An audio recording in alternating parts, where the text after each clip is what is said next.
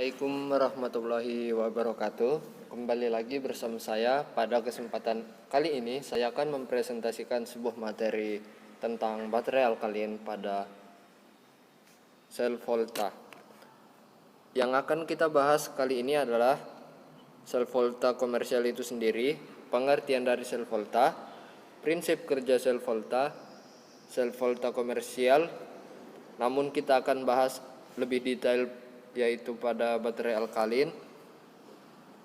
Langsung saja kita masuk ke pengertian sel volta. Apa yang dimaksud dengan sel volta? Sel volta atau sel galvani adalah sel elektrokimia di mana energi kimia dari reaksi redoks spontan diubah menjadi energi listrik. Prinsip kerja sel volta dalam menghasilkan arus listrik adalah aliran transfer elektron dari reaksi oksidasi di anode ke reaksi reduksi di katode melalui rangkaian luar. Kemudian ini adalah gambaran umum baterai alkalin.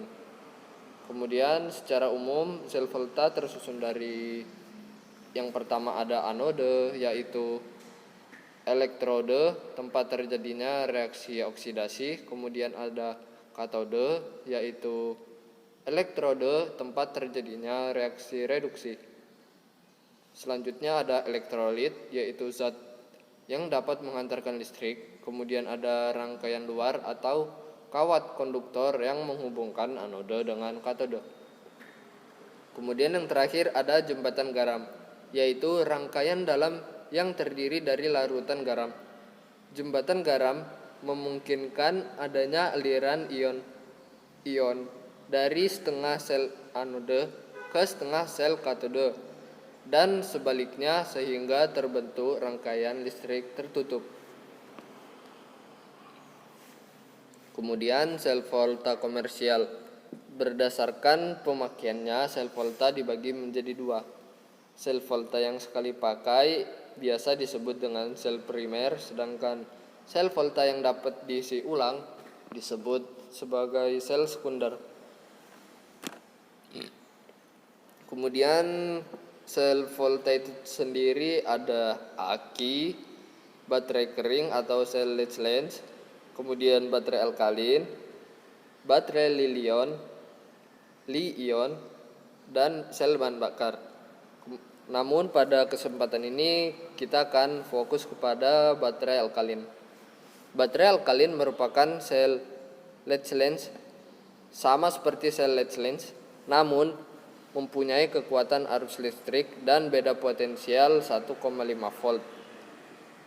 Dalam sel kering lead-lens, padatan KOH atau NaOH digunakan sebagai ganti dari NH4Cl yang ada di sel baterai kering.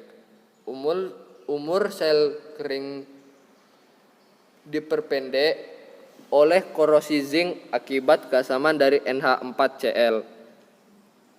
Karena Na4Cl diganti menjadi KOH atau NaOH, maka alkalin bebas masalah karena penggantian NH4Cl yang bersifat asam diganti dengan KOH atau NaOH yang bersifat basa.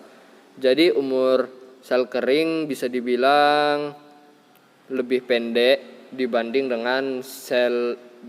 dengan baterai alkalin pada contohnya.